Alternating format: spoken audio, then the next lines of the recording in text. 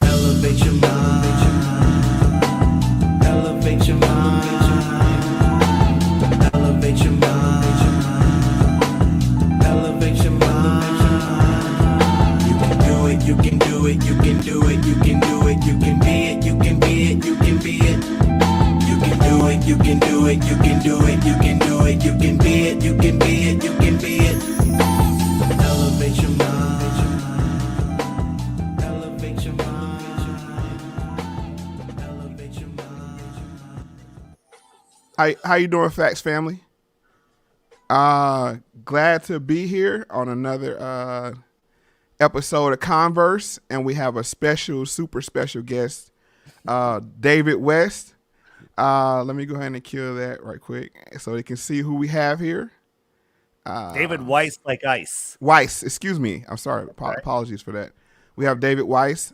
Dave, I'm gonna let you take over. You know what I'm saying? The platform is basically when you have a closed conversation, and then we go to the live chat, and then we come back, have a closed conversation, and that's how it's gonna go. I need to make sure I get you on full screen as you requested.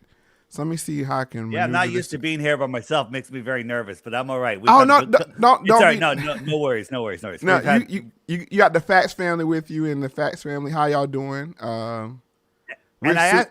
Go ahead. Sorry. No, go ahead. I was going to say, if you had to guess, what percentage of your audience is questioning the globe? If I had to guess, questioning the globe. Yeah, not necessarily. I would say 40 to 60%, roughly, because we have some open-minded people over here. So I have a unique a family, or we call them producers. We call them family. We don't really like to call them audience. But yeah, I would think there would be more open-minded to questioning what Isn't that amazing? What we're on, and I don't even know what to call it. Is it globe? Is it a plane? Is it Well, all the evidence is a topographical plane without any curvature, because a sphere would require a physical horizon. So, here's the thing. A lot of people have different ideas what the flat Earth is. Is it a circle map? Is it a different type of map? Or some people don't even subscribe to a map. But what we all agree on is it's not an impossible ball floating in an infinite space vacuum. I mean, that's scientifically provable. So, we're trying to figure this place out. The evidence shows that it's a flat plane, and we can prove that. We'll go over some of that evidence. And, so we're all here. All flat earthers, even the ones that have different ideas, are on the same team. That team is, we don't live on a ball. It's completely obvious. Okay, so you're saying we're not on a ball. And just you asked the question about the audience, but for me, I am a questioner of the globe, the ball Earth theory. So that's why I'm at with it, and I'm gonna give you the one piece of evidence that I have that kind of sold me on this is the firmament. That was my tipping point on because I'm a believer in the Bible, and when you start this question what the firmament is, it's like, well, that'll be kind of hard if we're on a ball. And my whole belief in this is that it's based in what's in the book. So I'm just telling you where I'm coming from with this. No, so that's good. And years ago, anybody brings up the Bible, I would laugh at them and discredit them and unsubscribe from them, because I was not a believer in any type of creator, if you will. And if there's no creator, then the Bible would be nonsense also, which I had never read. And but once I found out the truth of this world, the Bible is one of the greatest flat earth books out there. From page 1, God separated the waters from the waters and made the firmament above. Right. But the thing is, I don't lead with the Bible, because there's people like I used to be out there that be like, oh, these are religious fanatics. Oh, flat earth, religious. You don't need the Bible to prove the earth is flat. You need science, actual science, to prove the earth is flat. And then the Bible backs it all up. So even though the Bible, there's over 200 proofs in the Bible pointing to a flat, immovable, stationary Earth. It's not something I lead with, although my co-host on the Flat Earth podcast, Matt Long, he leads with the Bible. So it's a good match. Mhm. You with me? Yeah, no, I'm totally with, and that's why I'm solely my disbelief in the ball Earth is based in my belief in the Word or the Bible. And when you comes to the firmament, that's where it's well, how do you explain this? And you can't explain it away. So, yeah, so I hope that the ride you're going to give us on, I still can't figure out why you're not full screen. What I'll yeah, I don't know why that is. No, that's all right. As long as you have me here, I don't need to be full screen. This is good. That way it shows that there's two of us. Okay, so I mean, totally fine the way it is. Sometimes you do half screen and then half of my screen is cut off, and then the things that I'm showing are don't show up. And what I can kind of do is duck out of here while you're presenting, and I'll duck back in. The way if you need a fuller screen, I can do that. I don't think it's necessary. As long as I got my real estate, I'm feeling good. I'll be a little lonely if you go away. So don't go. Oh no, I'm always here. And what I want to do now is right quick. I want to put a quick poll in my community section before we get started, so we can get that number. in the chat on YouTube, you're gonna put a poll in the community section. Yes, you can definitely put a poll there. Let me do this right quick. It shouldn't take that long. All right, and just real quick, and everyone that's seen me, I always like to start out with this picture. This is not what any flat earther believes. Whoops, how did the space station get in there? This is not what any flat earther believes. We don't believe we're a disk with other round planets or a disk with other disk planets. Nobody believes that, but that's what mainstream scientism, that's what the controllers of this world want you to believe flat Earth is. So you laugh at it and you never, ever really look at it. Real short, real quick. Just think of the Earth like a giant pond, right? What does a pond need to remain a pond? It needs sides. It needs land that's higher than the water all the way around it. Because if you lowered that land at any point, the water is going to flow to the next lower spot, correct? Yes. Yeah, that's just the water. Puddles form in the low spots in the land, and the edge of the puddles where the land is higher. Same thing with the lake, same thing with a pond, same thing with the world oceans. The oceans need a container. That container is Antarctica. Antarctica is not a continent at the bottom of a ball like this. They also tell us Antarctica is the highest land on Earth. Wow, that's I always found that weird. Maybe that's why it's at the bottom of the ball, because it kind of swung down low because it's the highest land. But that's not what Antarctica is. If you Google Antarctica from space, all you find is cartoons, right? They're just cartoons of Antarctica. So Antarctica is the shoreline that surrounds our world. It's consistently higher than the ocean, and it is a container of our ocean. Large bodies of water at rest lay flat, and again, Antarctica. Google Antarctica from space. This is what you get. These are all provably cartoons. Nobody. So you're saying all those pictures? I was like, as the Fats family knows, and we spoke about before, gotta be the contrarian. So you're trying to tell me all the pictures that are behind you are illustrations? Oh, there's no doubt. I mean, I don't even think anyone's claiming that they're photographs. And NASA's very honest. They never put photo. They never put photograph. They put image or picture because they're not lying. Right? These are images and pictures. None of them are photographs. But there is like the KC base, and there is buildings and a little village, that we know of on the shoreline of Antarctica, and you will get aerial photographs of that. But then when they wrap it all around and put it into this map, they can't photograph it because Antarctica is this white line around us, but they wrap it around a ball. So yeah, anything that's along this edge, they can show us an aerial shot, but anything out here in the middle is just a cartoon. They don't want us seeing what's in Antarctica. Okay, so once again, I have to ask you another question. Go ahead. And these might seem like random questions, but they play a role, I think, in the overall understanding of what we're living on and how they may be giving us predictive programming. 100%. Two pieces of entertainment I'm gonna throw your way. One, the ice wall on Game of Thrones. Absolutely. Is okay. I'm gonna give you two, and then you can just take it anywhere you want to take it. and the Simpsons movie. Well, the Simpsons and Family Guy and South Park, those are such predictive programming. They've been doing it forever, and they put everything in there.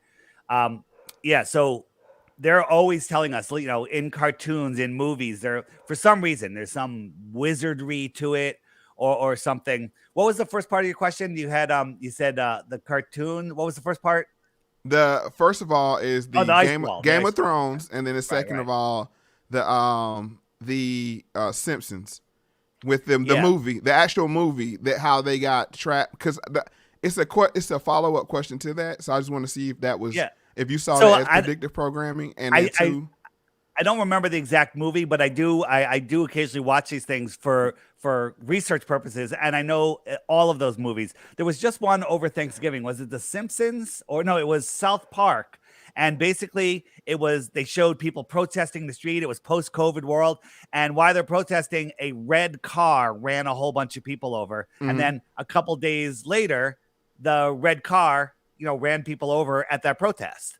I mean, it's bizarre. Well, in the Simpsons movie, the reason why I asked this is the basic plot of the movie is the Simpsons Springfield becomes so polluted they drop a dome over the. Yeah, now I remember. Okay, so the reason why I asked this is, and somebody in the live chat, I think this would be a good time to go to live chat. We've been going about 10 minutes. Maybe let's wrap this up. Or let's bring this to like a close, and then we can go to the live chat. Let me get to yeah, they're predictive programming. There's so many movies that have dome worlds in it. Like The Giver is all about the flat Earth under a dome, and whether there's a physical dome or an energetic dome, that's up for debate. And the Bible says it's like looking glass, and then you have the Libyan sea glass. It's not sea glass, desert glass, which some people think is the firmament cracked and dropped glass down. I don't know. It's all fascinating, and it's something that we should all be discussing forever. But the movie, the HBO series, Game of Thrones. Game of Thrones. Yes, that was literally a movie to.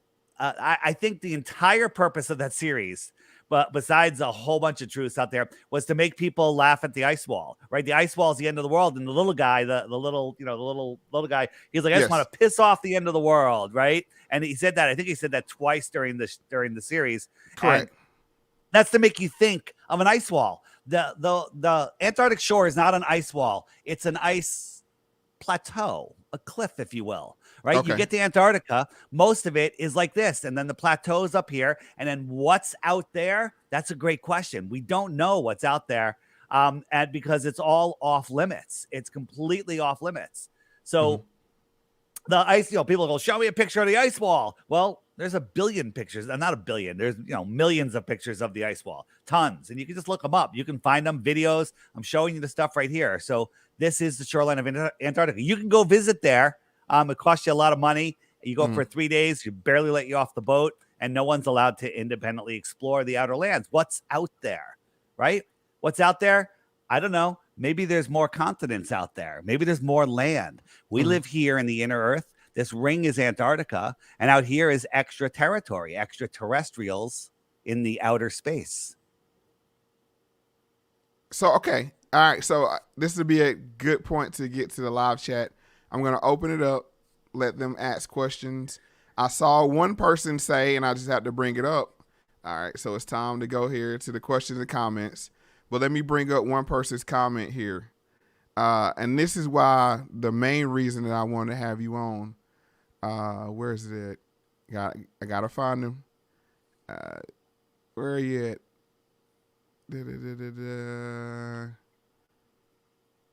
I hope he didn't delete the comment, because there was a great point that he made. All right, so Brian says, Mo, you're losing me having this guy on. Beautiful. First of all, this guy, he offered to have a conversation with me. As you know, I'll have a conversation with anybody, as long as it's fruitful, and we seek first to understand, then to be understood.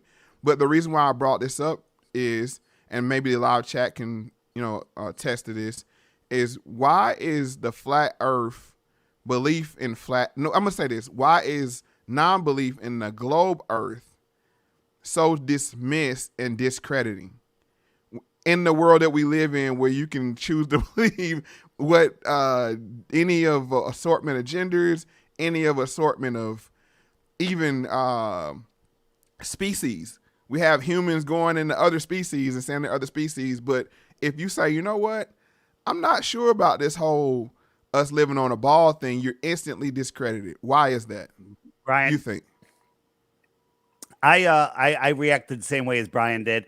Brian, I banned people from our social media, from our podcast, for even suggesting that I look into flat Earth. But once it gets in front of you and you go in to debunk it, you'll end up just like me. All right. You'll end up understanding the lie is so big, and our guttural response is because we've been programmed into believing in the globe before we can talk. You know, we had we had solar system mobiles over our cribs. We go to kindergarten and they have a globe in the front of the class. And, you know, one of the first worksheets you bring home from grade school is the orbits of the planets and the sun and the moon, right? So they're in, and then all of the movies, Sesame Street, they have astronauts on there. You know, Walt Disney, again, astronauts on Walt Disney. They're constantly bombarding us with this nonsense. So why, you know, we'll get into why the lie in a moment, but this is the most important lie. This is how they control us. This is how we're in this insane situation in the world. It's because people are lost in space. They don't know where they're not grounded. Right. So, Brian, I have a challenge for you. Give me one proof of the globe and you win 3 Bitcoins. 3 Bitcoins for one proof of the globe. I'm about to take that offer right now. Yeah, you can have the offer too. What's Bitcoin sitting 50 there? grand.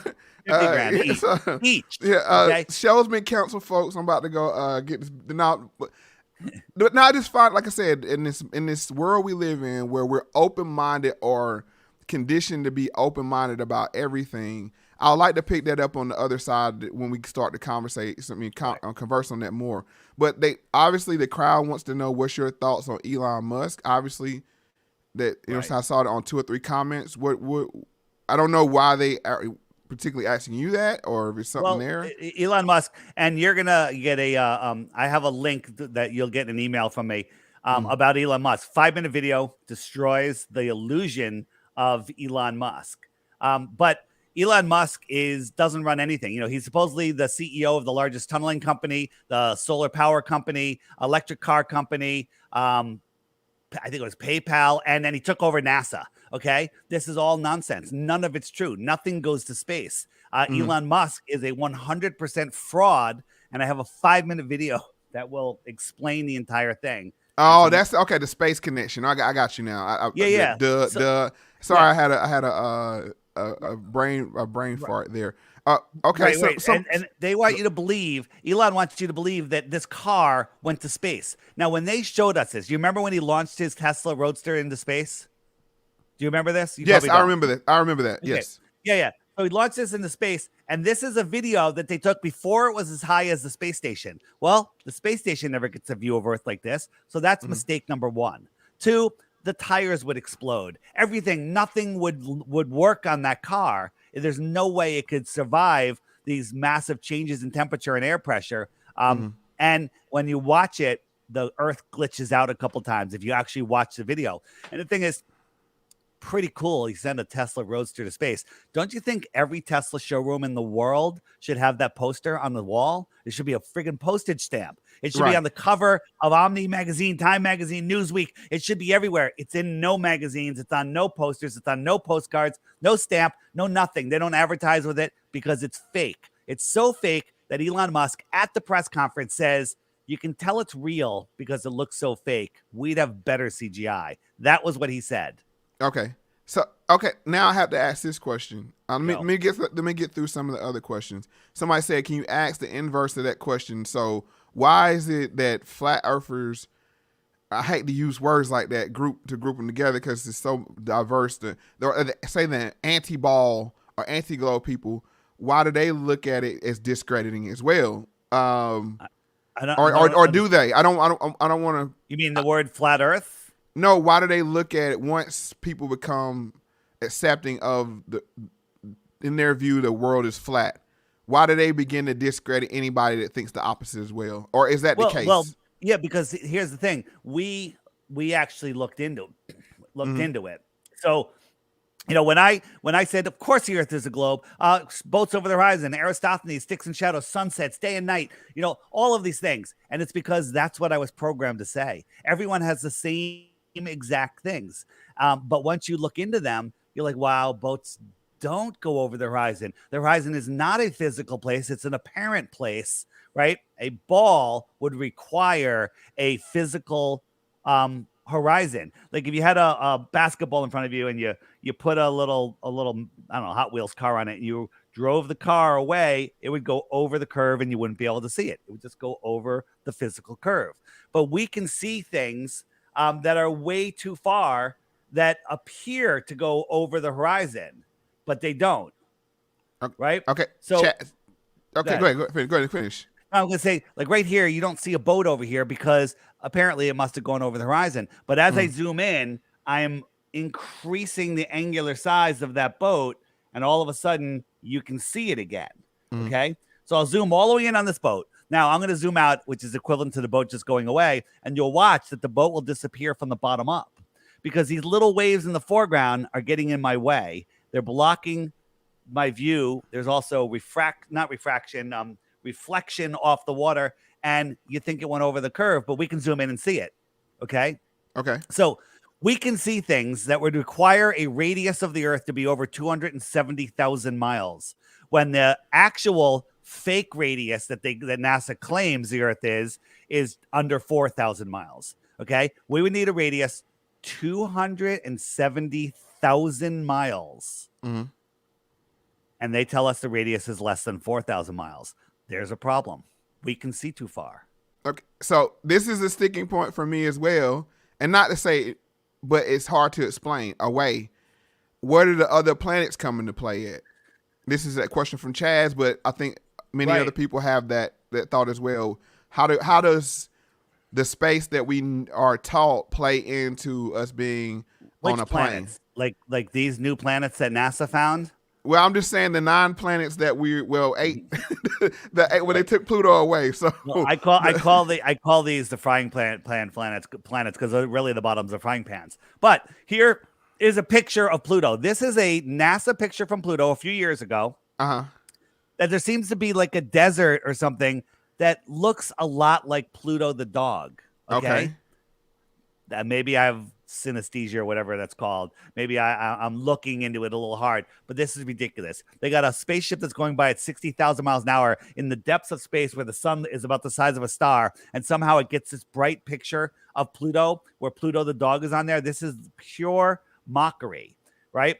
So here's a picture of Jupiter. This is the famous one from 2014 right here. And then in 2016, over 2 years later, they got one. They said, look, we got a picture of the northern lights. This proves that Jupiter has a magnetic core. This is what they're telling us. This is what NASA Science magazine tells us. Okay. But if you carefully look at these pictures, they're exactly the same. Okay. They're exactly the same. Every cloud, look at these clouds right here. They're right here. Everything is the same. It never changed. Right. It never changed. So if you look at when they had Voyager was ever going by Jupiter, this is what they showed us. This is over a couple hours or a couple days. Look at these clouds going in different directions, but those two pictures, none of the clouds changed. This is NASA either being extremely lazy or they're just stupid. I mean, they're doing it on purpose. Okay. And what they do is they literally have a painted, this is at a NASA studio, and this is what they show us. They put it in a dark room, and there it is, and then they use that for all of their fake imagery. They light it up, and and then they put in a background and stars. It's absolute nonsense. Here's Saturn. Can I stop you right there before you get on the roll? Go. Go. Because this is one of the things. And really, like I said, this is an exercise to seek first to understand and to be understood. And one, is it really important what we live on if we can't leave it? This is just my perspective. Yeah. You may have one view, I may have a different view. Who says we can't leave it? Right. If you can't, you say what? Who says we can't leave it? No, I'm saying there's the more, average. maybe I'm saying there's more. I'm saying the average person. we have Maybe, well, the average person, because we've all agreed to let ourselves be locked here in this world. We've allowed people to control us, which is only in our imagination. We are free people. We don't have to ask them for our freedom. We have freedom.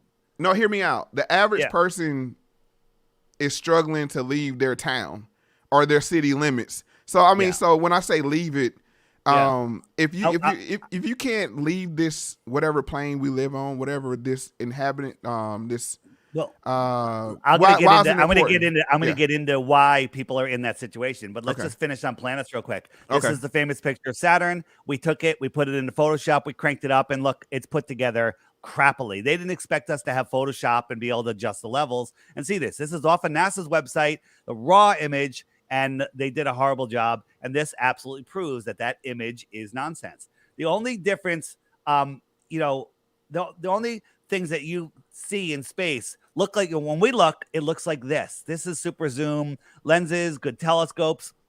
This is what NASA and Disney show us. These are cartoons, right? These are not photographs. These are cartoons, right? Mhm. The only thing you've ever been shown about outer space is a cartoon. You've never been shown any photographs of anything other than some lights in the sky. And they go, oh, that light there, that's Jupiter. That's brighter than any star in the sky. That's the dusty, dirty ball Jupiter, right? Think about this. Jupiter is so much farther away from the sun that the sun is tiny. Like the sun is the size of a quarter held at arm's length. But from Jupiter, it would be the size of, I don't know, a BB or the end of a pencil, the diameter of a pencil. And that distant sun is lighting up that gassy, non-reflective planet, and it's reflecting back to Earth and getting brighter. So when we see it, it looks like a friggin' star. That's absolute insanity. That's provably, provable nonsense. Okay, so Chris P. Bacon brings up a point. He said the Fabian socialists and Skull and Bones push flat Earth, and I will follow up with details if desired. So, do you think this divide is just another? Let me give you a little insight about the Fats family and what we subscribe to. The binary thinking that as long as you have something that divides people pretty much equally or in a good segment, it's actually used as a tool of division. So, could you say that either side your own, this was pushed for as just a purpose of division?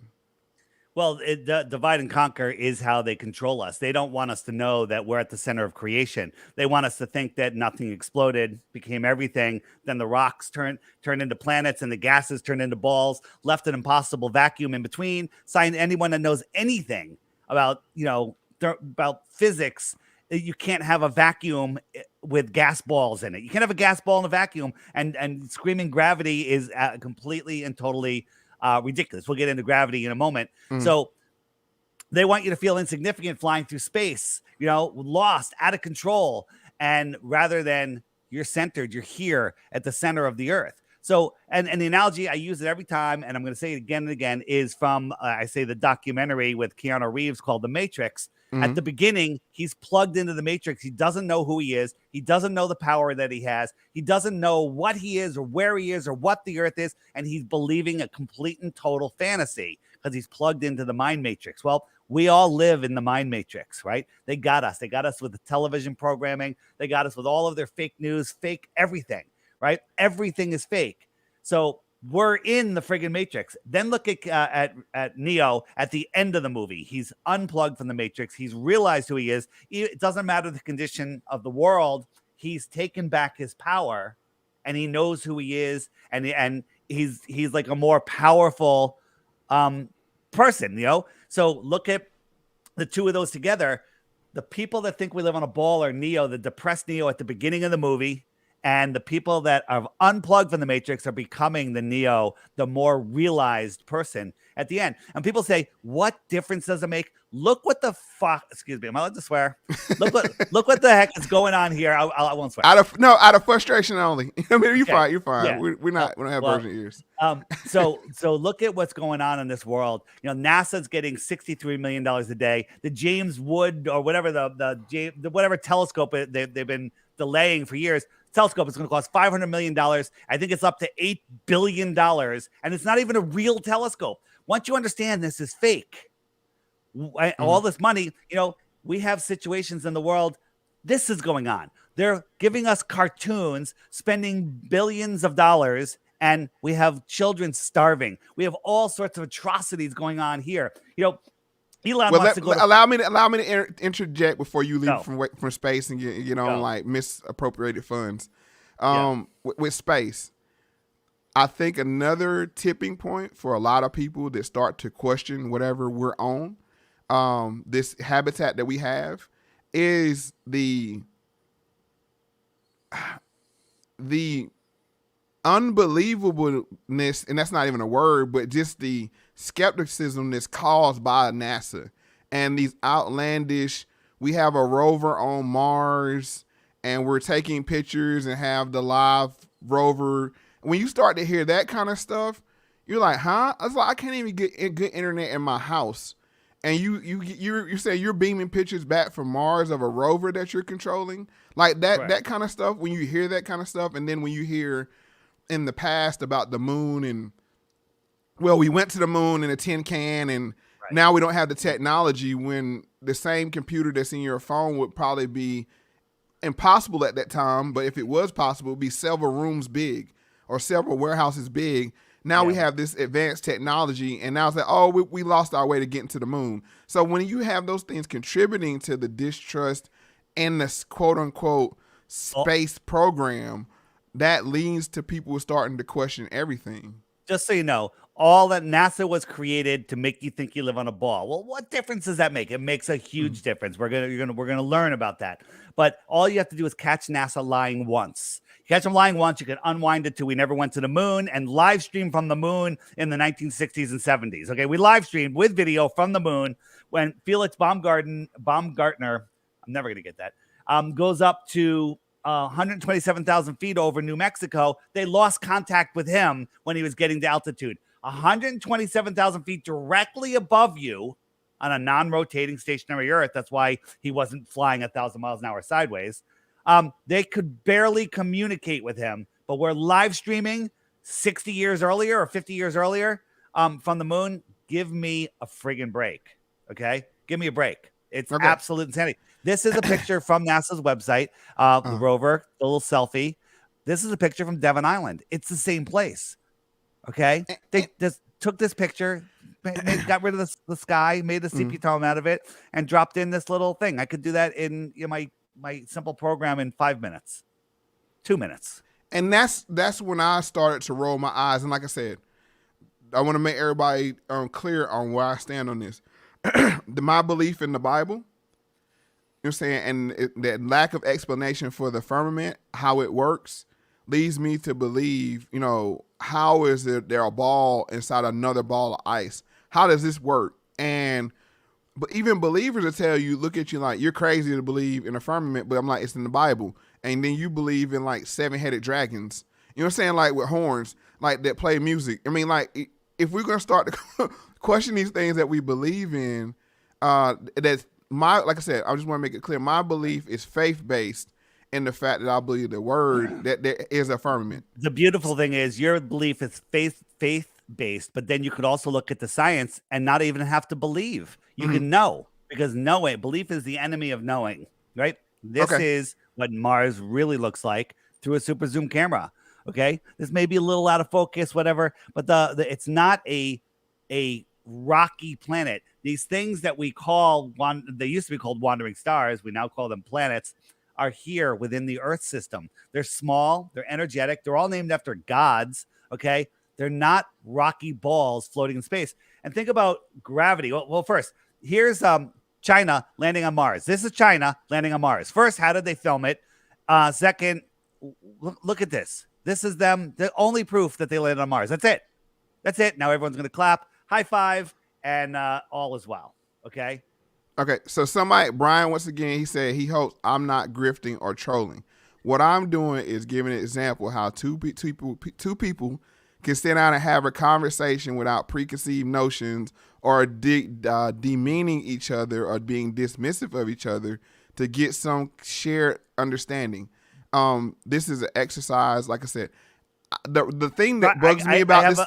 I have a gift for Brian. Brian, type in the chat whether you have an iPhone or an Android phone, and then when you see that, let me know. Go ahead. Sorry. All right, so, but the point I want to make is, I see this as, and the huge red flag was for me was like with Kyrie Irving, when he said he didn't want to play. Well, when he didn't want to take the Vaseline or the shot or whatever you want to call it. I call it the Vaseline. When he said he didn't want to take that, the first attack they always come with him on is, oh, he's a flat earther. So it dismisses everything else that comes along with it. Flattening the curve was just an accident. This is all about stopping knowledge. Here's the thing. I've woken people up to all of the other deceptions, the New York one, Connecticut, the marathon. And people just go right back to sleep. They're like, oh, yeah, whatever. And when you wake someone up to the reality that they're not on a spinning ball, they're at the center of creation, that this place is intelligently designed. And once you see that, there's no ability to deny the creator. There's several verses in the Bible that say, once you see my creation, you can no longer deny my existence. That's what the devil, for lack of a better word, evil, doesn't want. The people, the Satanists that are running this world, they don't want you in a situation where you can't deny creation, right? They want you believing that you came from nothing. Lightning struck, turned into an amoeba, turned into a rat, turned into a monkey, turned into a human. They want you to believe that you're nothing but a random accident in the middle of nothing in a godless or distant God universe. Go ahead. Can I interject right there? Because this is why I phrased the question or the title of the show, round, flat, or does it matter? And I'm going to go back to the Simpsons once again. And this is why Simpsons have been 100%, they've batting 1,000 on the things they put forward. And the reason why they put the dome over the Simpsons was because they were they were just polluting everything. And they said, to stop the pollution, we're going to put this dome over you where you inhabit it. You can't leave your inhabitants of Springfield. So I think that if you believe there's a group of people out here that's trying to destroy humanity, and with that, the habitat that is humanity, shares, it's that the belief that, oh, we can leave here on a spaceship and find another planet just like this one, and you'll take this one for granted, and you will be, I think if we got to the point where we were like, okay, Earth is the only place we can live in the whole universe. If we got to that point, then we will be more cautious about how we treat our home. The fact it's like the renter aspect of it. When you're a renter, you kind of don't or you rent a car, you kind of don't take care of it because it's like, oh, I'll get another car or I'll be moving on. This is just temporary. But when you actually buy a home and you pay a mortgage or you buy a car and you're paying the note on that car to pay it off, you treat it a lot better because it's like, this is mine. I think that leads to the aspect of the people that wanted to destroy humanity also want to destroy Earth, which makes it's just and they push this in a lot to say, oh, it's thousands of Earths out there. We just have to find them. So we neglect the fact of how we treat our home. So I just wanted to bring that point up. I'm not sure where to go off of that. The amount of fakery out there is actually quite disturbing. I mean, there's really the hardest question I'm ever asked is, Dave, what's real? What big event is real? And I have a seriously hard time coming up with one that is real because everything is fake. Oh my God, everything's fake. Show me something that's real. I can't wait to see it. I used to believe Sully landed the plane on the Hudson River, but that's not real either. Okay. So people, well, why would they do that? You know what? I can only guess as to the reasons why, but they're trying to shut down airline travel. They're trying to make people, be happy to stay home and then put on their friggin' Facebook glasses, metaverse, and they're trying to plug you into the matrix. They're literally trying to plug you into the matrix, and people are falling for it. People are falling for it. They're trying to make people's lives so miserable. You'll own nothing and like it. The Klaus Schwab, and then you go into the metaverse, you got nice cars, nice haircut, nice clothes. You're meeting people. You look fantastic. They want people living in that fake world because we already live in a fake world. They're just going to make it even more fake because they're harvesting our energy. They want our soul. They want our energy, and they keep us in this low vibration of fear, lack, and unempowerment, when the complete and total opposite is true. Getting back to what you were saying before about most people can't leave. Well, where does the most of your money go through? It goes first year being, mortgage is a death pledge. Mort is death. Mortgage is literally a death pledge. You're paying all this money to these. They're just creating interest out of nowhere. Money. That's what got me into conspiracy too. Just conspiracies, learning about what the Federal Reserve was. So the big thing you have to pay for is fuel, energy, electricity. What if it was all free, like Tesla had? There's free energy everywhere, right? What if they allowed people to have these little magnetic motors in their house that power their whole house? Keep the air conditioning on and the windows open. It doesn't matter in the summer, right? Because you have unlimited free energy. They don't want people knowing that there's unlimited water. They don't want people knowing that there's more land. Even just the land in the United States, every single family could have a half an acre in Texas, and the rest of the United States would be empty. Okay?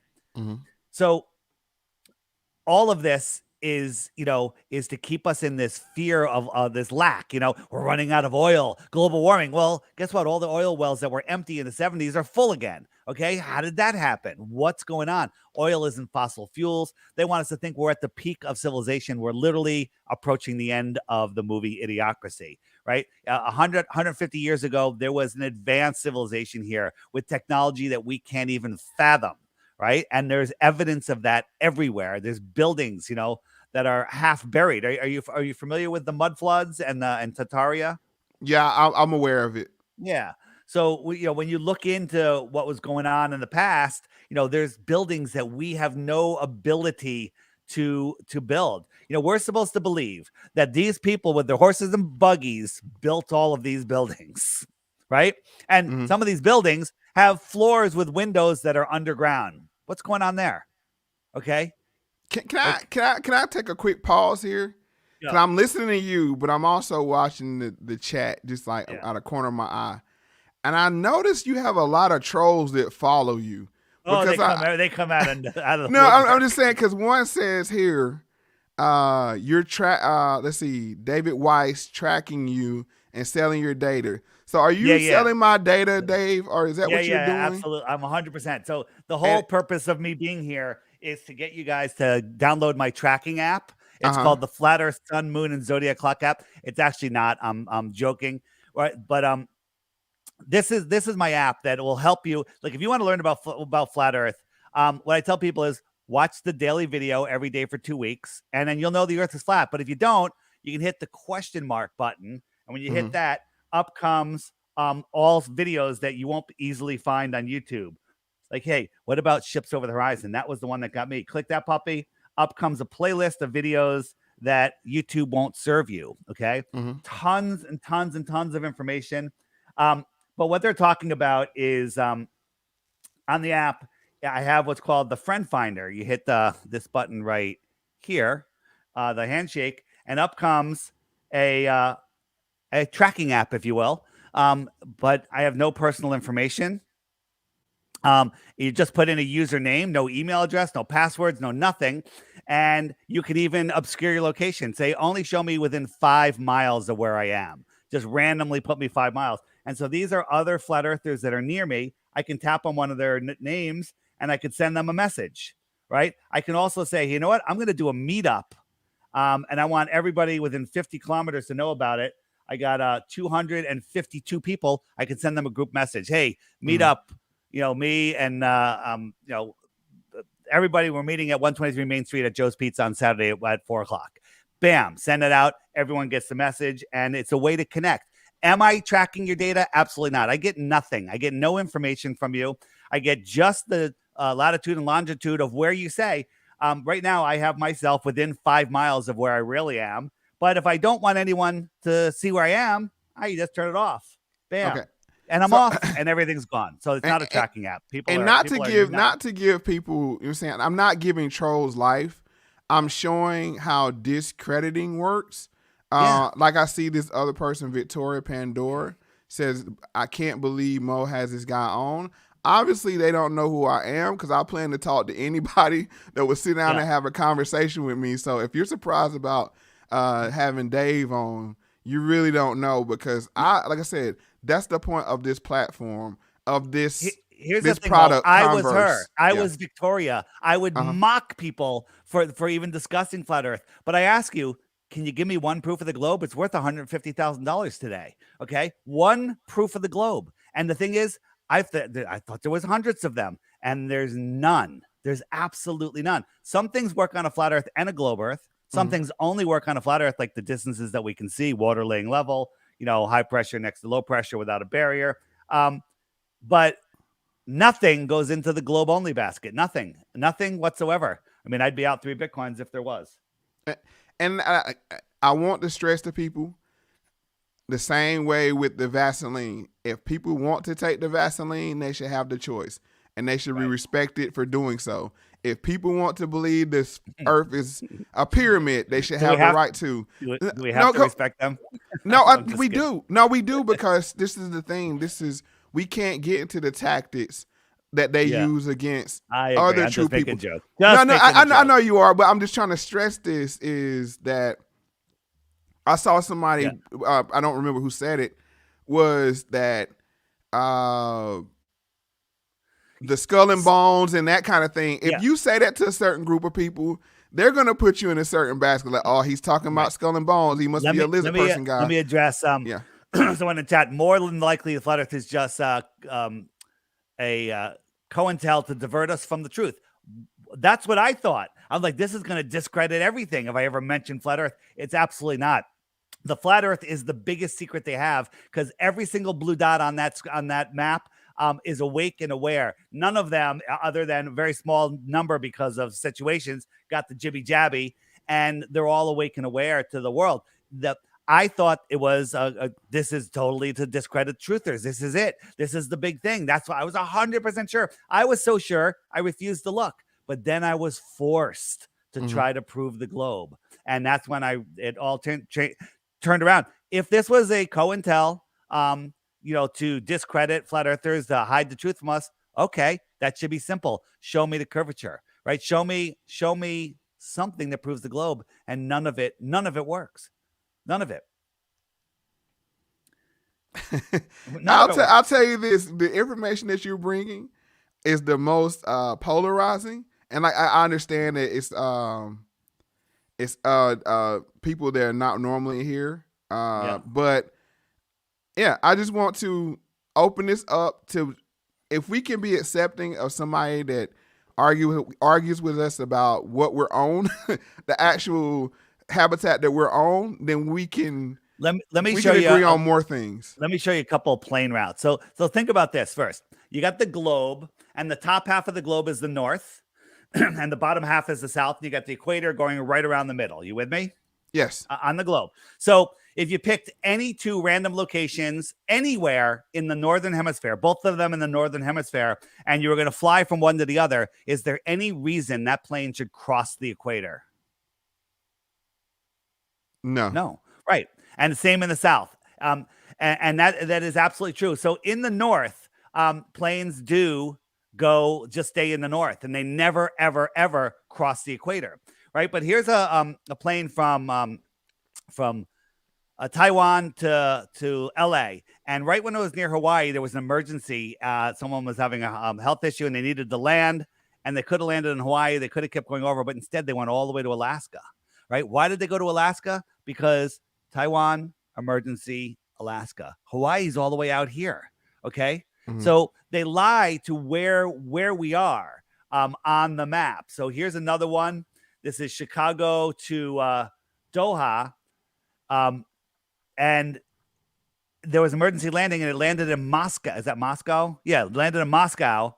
But if you look at it, Moscow's right on the line, right where it was going. So there's been dozens and dozens of these, not dozens, there's been 16 or 17 emergency landings where they're landing in these ridiculous places that are not along the line, but then you mark it on a flat Earth map and it's dead on that line. But more importantly, these flights are in the Northern Hemisphere, all stay in the Northern Hemisphere. It's the Southern Hemisphere flights that have the issue. The Southern Hemisphere flights cross the equator, right? So going from here, they go all the way up and then all the way down, right?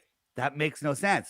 On a flat Earth map, they cross the equator and then cross the equator again to get to their location. So the contrarian would say, Dave, that's easy to explain. You got jet streams, you got air traffic.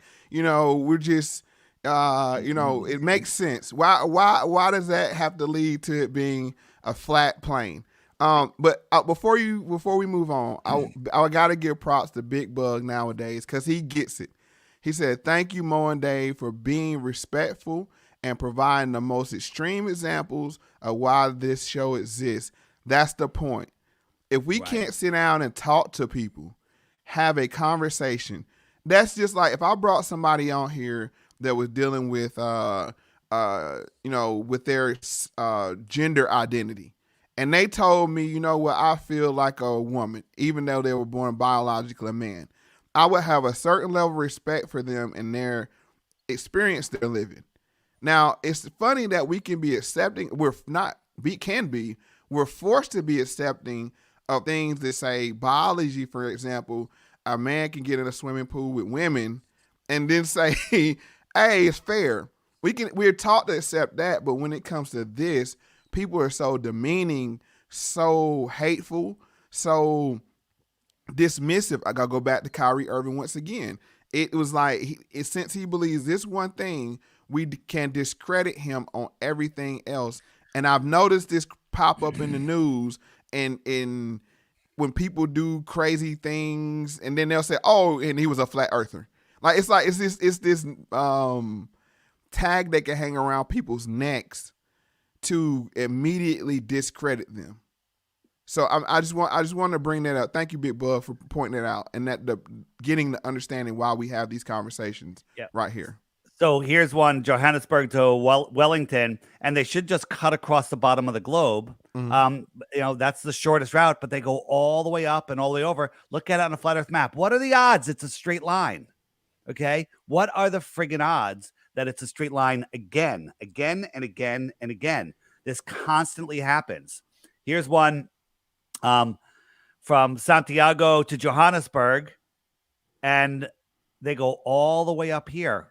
On a flat Earth map, it's a straight line. Again, why are they going from the southern hemisphere to the northern hemisphere and then back to the southern hemisphere? Why don't they just go here? Okay. I got a question for you. Go. And I'm scared to ask this one. But Sandro says, ask Dave about the bulge at the equator. I hate asking any question about any bulge. No, that's all right. It's a good question. Okay.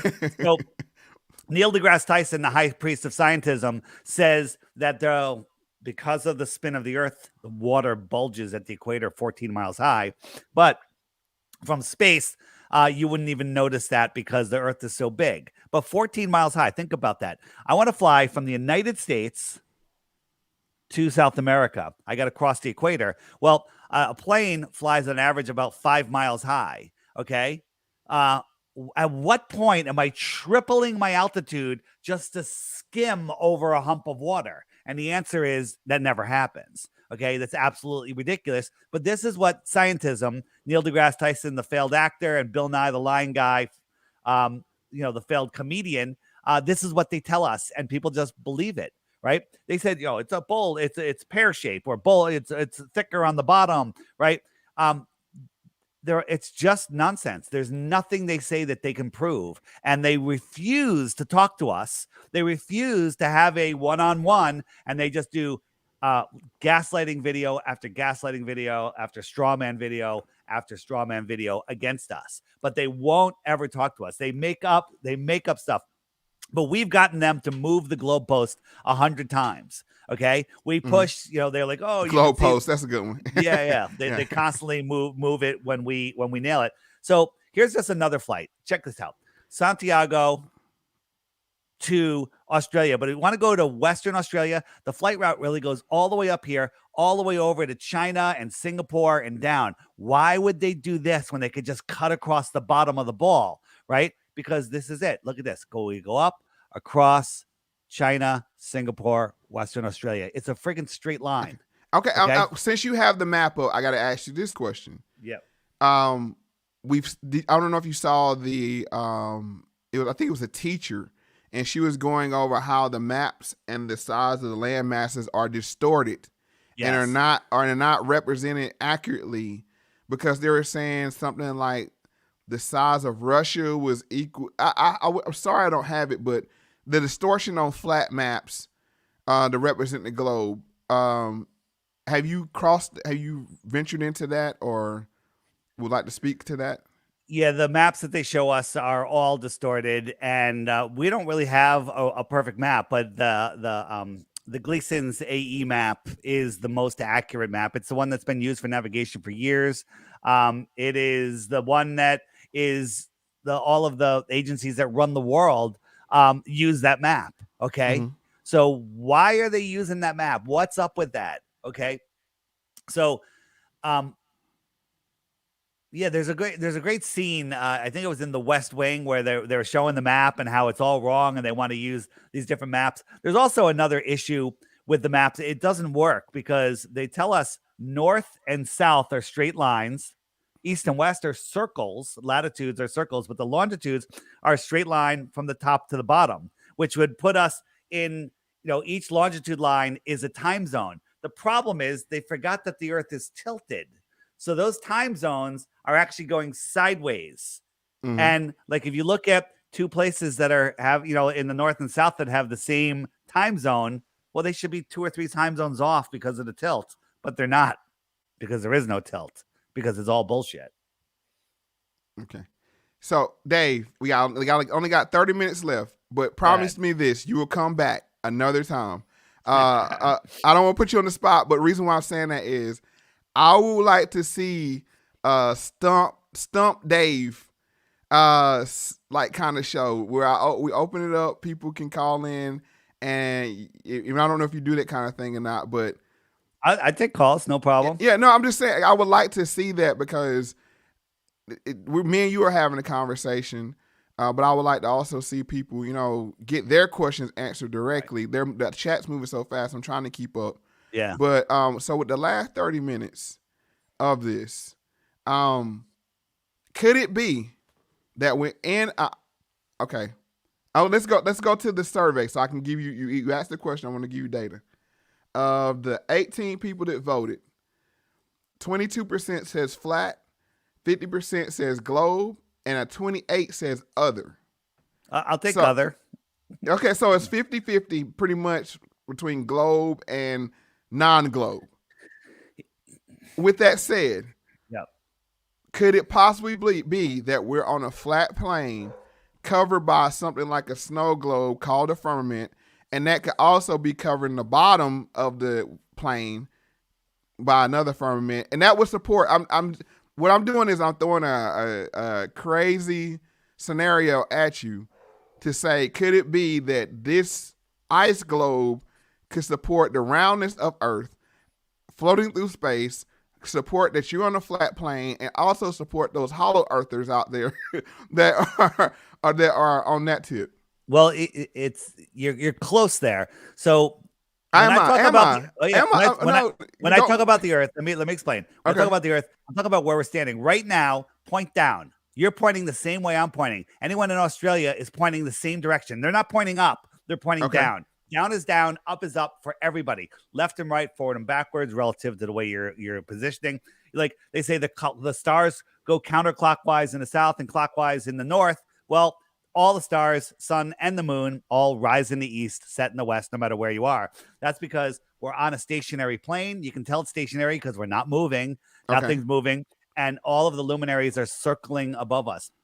The optics of the sky are no way to prove the shape of the Earth. The shape that you think things are in the sky are, again, no way to determine the shape of the floor. Look at the lights in your ceiling and tell me what shape your floor is. That's ridiculous. Okay? So where was I going with that? That was we're talking about the either the globe, the firmament being the roundness of the globe. The firmament. Yeah.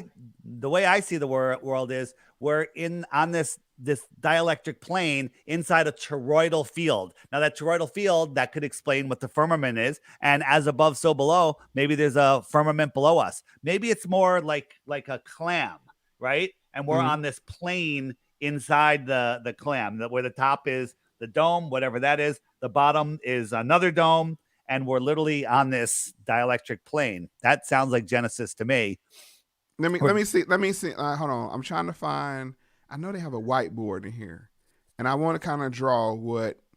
Because like I said, my belief is solely off my belief in the Bible, and when you start picking at that, then you're saying where you at, what are you left with? So, and I just find it funny that people that believe in some of the most wildest things in the Bible struggle with the firmament. Like it's like, oh, you'll believe in like all the crazy things that you read in Revelations and those kind of these non-human alien beings and that kind of stuff. And remind me to ask you about aliens in our last 30 minutes.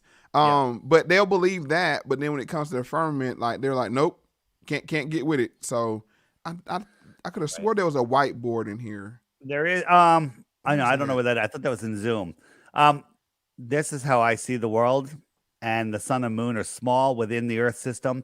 All of the lights that we see are provably close because the stars that they tell us that we're seeing, trillions of miles away, it's impossible. The inverse square law of light proves it. Angular size proves it. But here's the problem. People aren't willing to do the math. Think about this. The closest star is 4.5 light years away. Alpha Centauri. That's what they tell us. 4.5 light years. That's 25 trillion miles. Mm-hmm. How far is 25 trillion miles? Can you fathom it? Can you fathom it? No. So if you're going a mile per second, that's 3,600 miles per hour. I don't think anyone's gone that fast. 3,600 miles per hour. So which is 1 mile per second. If you went for 1 trillion seconds, how many miles did you go? 1 trillion seconds, 1 mile per second. You went 1 trillion miles, right? Okay. So you're 1/25th of the way to the closest star because it's 25 trillion miles away, right? Right. So if you're traveling 3,600 miles an hour, you went for 1 trillion seconds. You're 1/25th of the way to the star. You with me? Not that hard. Yeah, I'm with you. Okay. How long is 1 trillion seconds? Do you have any idea? You want to take a guess? 1 trillion. How long is 1 trillion seconds? If you guess it within a day, I'll give you a Bitcoin.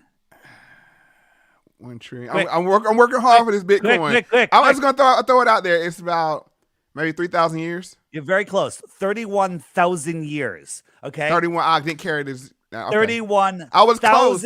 So you're traveling at this ridiculous speed for 31,000 years. You're not even 1/25th of the way to the closest star. The other ones are magnitudes farther. And you believe that you can see that with your Superman eyes? Give me a break. Absolutely insanity. Right. And then if you start looking at gravity, right? You know what the 3-body problem is? The 3-body problem is you can take the world's best supercomputer and say, all right, I got a sun. It's this big. It's got this much gravity. Can you explain the 3-body? The body, first of all, just so people don't. Three bodies. Okay. A sun, moon, star, whatever. Okay. A planet, planets, and moons, and stars. Okay. So you can take. All right, I got a planet or a sun. I got a sun this big, and I got a planet, and I put it in orbit around it in this simulation. And 2 bodies, no problem. It can predict where it's going to be for the next 1,000 years. Doesn't matter. It works perfectly. Then you add a 3rd body, either a moon going around the planet or another planet going around the sun, and the entire thing goes into chaos mode and never repeats. Okay? We have like 40, 50 bodies in our solar system alone, let alone the whole, all of the stars and all of their planets, if that was real, and everything works like a perfect clock. That doesn't make any sense. We live in a crazy beehive, right? And everything repeats. You go out tonight, look at the stars at a certain time, make a little star chart.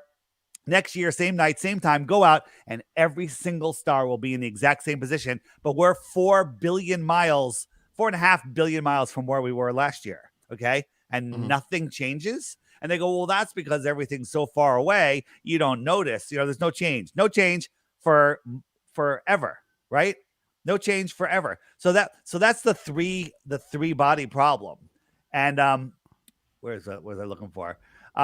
If you look at so here's a little gravity thing. I stole this from Jaren's video. I think Jaren's video. So imagine if you had a rock 5 miles, a big circular rock, 5 miles wide, 5 miles high, sphere.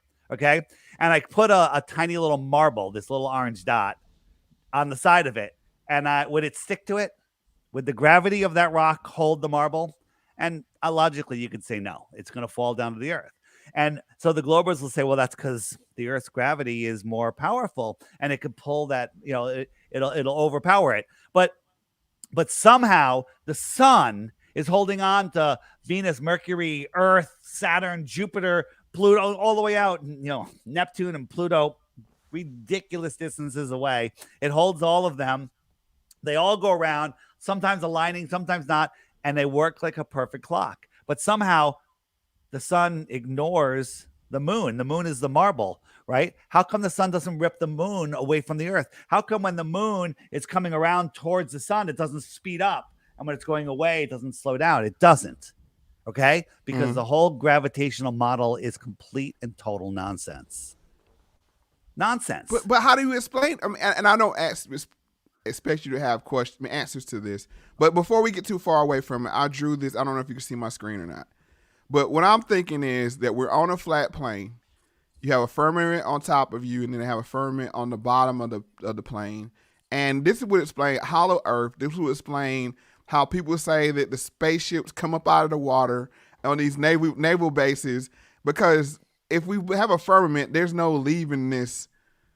I have no problem with the hollow Earth theory as long as we're on a flat plane. We're not on the inside of a ball. Yeah, no, I'm having it on my screen. Yeah, so yeah, we live on this. We live on this plane. Yep. There's a flip side of this plane on the other side of it, and we're still in a globe of ice. So how does that sound? So there's people upside down on the bottom of that. But how do we know they're upside down? I don't know. I don't. That's what I'm saying. I mean, so again, because we have a lot of other. The reason why I'm bringing this up is here's the thing. Fascinating. We don't live on a ball. 28% has other. 28% has other. So we don't live on a ball flying through space. So fascinating. Okay. Show me more. That's what I say. But here's what they want us to believe. They want us to believe this. We're spinning at 1,000 miles an hour. We're orbiting at 66,600 miles per hour, and we're chasing the sun at about 500,000 miles per hour. Okay. Mm-hmm. All of those are curving motions. So when you're curving, that's acceleration. If you're going 1,000 miles an hour in a car and the car starts to turn, you're going to feel that. Okay. So we have all of that going on. Let's just look at that speed. This is the hypersonic sled. I wish I had the sound, but you can just look it up, hypersonic sled on YouTube, and the sound is awesome, right? This thing's going by a Mach 8.6. Mach 8.6 is 1/10 of the speed that we're orbiting, right? That we're orbiting the sun. And then it's also we're going 100 times faster than that. 100 times faster than that. We're going 100 times faster than that. It chasing the sun, okay? But somehow we have lakes that look like this, okay? Mm-hmm. We have lakes. Think about this. What is nature telling you? Nature doesn't lie. Men lie. Okay? No, men lie. I agree with you on that point. Look at this. This is as it says in the Bible, the earth is stationary. It cannot be moved. All right? Mm-hmm. It is set on its foundation, right? The way people say, well, what's it on? And I don't know. I describe it as the earth is the basement of the universe, and everything we see above us is within the earth system. And we are at the center of creation, and we are special, we are powerful, and we are a spark of God. We all have God within us. And our goal here is to maintain control of our soul and not sell it, and to expand the mind of the creator the best that we can, right? And if everyone did that, this place would be amazing, right? But evil somehow has taken over and captured people's minds. And I think they're in a desperate run right now. They know they're being defeated, and they're literally trying to get as many souls as they can with the jibby jabby do. And in that defeating of it, you got to think. I'm just thinking chronologically. Flat Earth, or the theory of flat Earth, because they're all theories. None of us know. But in the theory of flat Earth, it came at such a bad time when they wanted such a strong belief in their science that, when it cropped up, and this is what the people that say, well, it was a plan, Hegelian dialectic plan. This is the only reason I say that I don't believe that in that aspect of it is because us questioning anything goes against their whole point of, they just want us to believe. Whatever they tell us, believe it. We got a rover on Mars, believe it. We got a, anything that, and it doesn't make any sense. And like, they've discredited themselves with their own overdoing it. They push it too far. Like I said, my breaking point really with NASA was the Mars rover. And once again, I'll stress the point. I can't get good internet service in my house, but you can get, visuals back from Earth back from Mars, and also transmit signals to Mars to drive a rover around. That's what you want. It's worse than that. It's worse than that. This is them landing the helicopter. They landed another rover on Mars that had a drone on it. Okay, This is all they showed us. This is all they showed us. This is what they're showing us first. Who the hell's filming this? This is a cartoon. Okay, that's my question. Like who? Okay, we're filming this, but who's filming it? Like who's the cameraman? That's what. And so the argument is, well, they had to show you something. I'm like, well, if the data came back that it crashed, do they have an animation of it crashing? I mean, this is what they show everybody. They're high-fiving each other, and then we have the drone that can fly on there. So they say the atmosphere of Mars is 1% of Earth's atmosphere. How do you fly a helicopter in 1% atmosphere that we can't even get up to the top of Everest, where the atmosphere, I don't know, is 50%? Okay. When Felix jumped out of the Red Bull jump, his parachute didn't open until like 60,000 feet because there wasn't enough air. How did this thing land in 1% atmosphere? Right. This is actually a picture the drone took. This is supposedly of its shadow on Mars. Okay. That this is a picture of its shadow. Yeah, like I said, that's when they the Mars thing. That was when they lost me on the whole. And think about this: NASA narrative. If they say, well, the way it flies is it's got special propellers and they go really, really fast. Well, how come they don't have special propellers on the helicopters to try to save people that go up on Everest? Okay, but if it's going really fast, how did it get a picture of the shadow? How does it? You ever try to take pictures of the shadow of something spinning? It wouldn't leave a shadow. It's going so fast you wouldn't see it. But somehow this thing, with this crappy little camera, got this shadow picture. I mean, look at this. This is mind control nonsense. Okay, so I gotta be contrarian just for the sake of the spirit of the show. Go for it.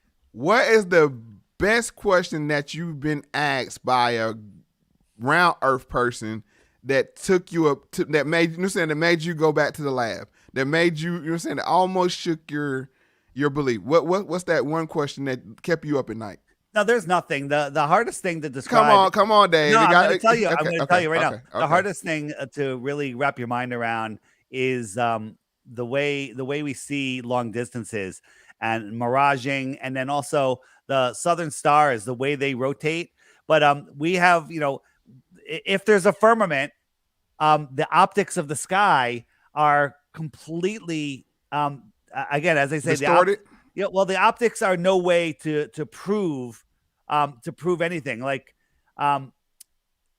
so what was I going to show you? I don't have the star rotation.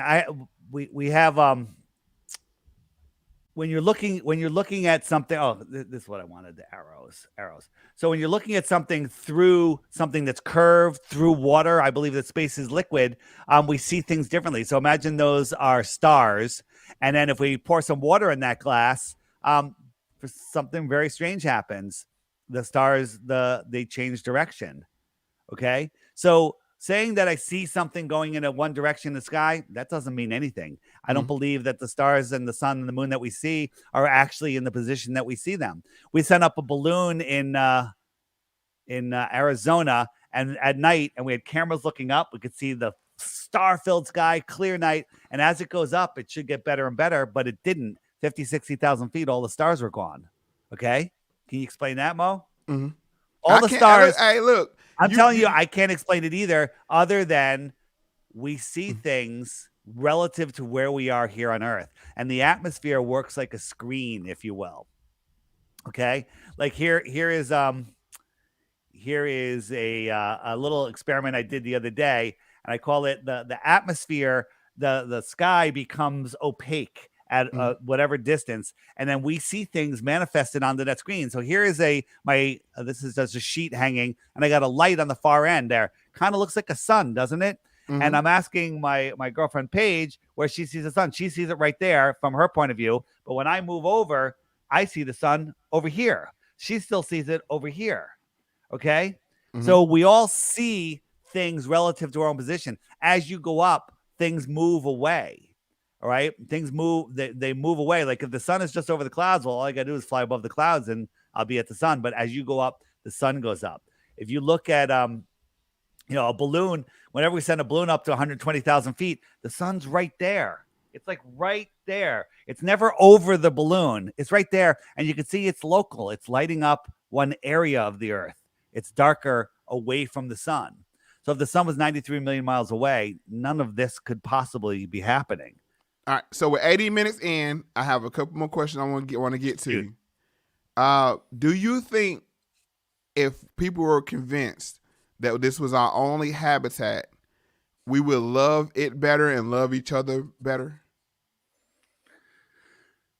I think that once people know that there's a creator, they become a better person.